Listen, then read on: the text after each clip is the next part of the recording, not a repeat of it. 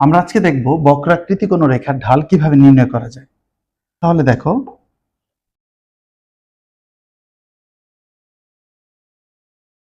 প্রথমে একটি বক্রাকৃতি রেখা অঙ্কন করে নিলাম।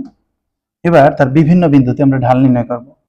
এটি একটি বিন্দু, এটি একটি বিন্দু, এইখানে একটি বিন্দু, এইখানে একটি বিন্দু, এইখানে একটি বিন্দু। প্রথমে আমরা বিন্দুগুলোর নাম দিচ্ছি এ, বি, সি, ডি এবং হচ্ছে ই। এ, বি, সি, ডি এবং ই, এই পাঁচটি বিন্দুর ঢাল কিভাবে নির্ণয় করব। আমরা জানি বক্ররেখার কোনো নির্দিষ্ট বিন্দুতে যদি ঢাল নির্ণয় করতে হয় তাহলে সর্বপ্রথমে ওই বিন্দুতে একটি স্পর্শক অঙ্কন করতে হবে। একটি স্পর্শক, বি বিন্দুতে যদি আরেকটি স্পর্শক আঁকি, একইভাবে সি বিন্দুতে যদি একটি স্পর্শক আঁকি,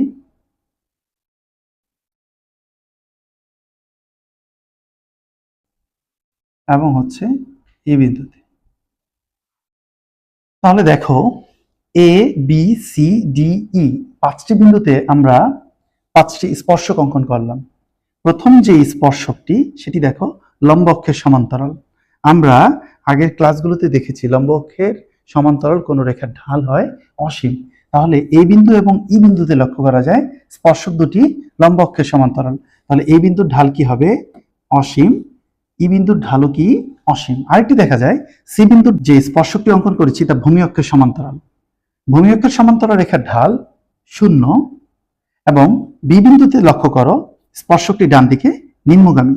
আর আমরা জানি ডান দিকে নিম্নগামী রেখার ঢাল ঋণাত্মক অর্থাৎ মাইনাস, এবং ডান দিকে ঊর্ধ্বগামী যে স্পর্শকটি অর্থাৎ ডি বিন্দুতে তার ঢাল ধনাত্মক। তাহলে কি দাঁড়ায়? একটি বক্ররেখার বিভিন্ন বিন্দুর ঢাল বিভিন্ন রকম। অপরদিকে সরল রেখার প্রত্যেকটি বিন্দুর ঢাল স্থির থাকে, অর্থাৎ প্রত্যেকটি বিন্দুর ঢাল সমান সরল রেখার ক্ষেত্রে। তবে বক্রাকৃতির কোনো রেখা যার বিভিন্ন বিন্দুর ঢাল বিভিন্ন রকমের, অর্থাৎ স্থির থাকে না, এটা পরিবর্তনশীল।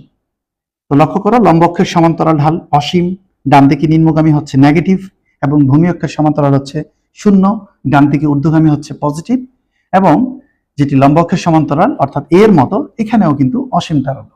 কারণ আমরা জানি ঢাল মূলত 4 প্রকার, আর 4 ধরনের ঢাল প্রথম 4টি বিন্দুতে লক্ষ্য করা যায়, এ, বি, সি, ডি। এইভাবে একটি বক্রাকৃতি রেখার বিভিন্ন বিন্দুর ঢাল আমরা নির্ণয় করে দেখাতে পারি।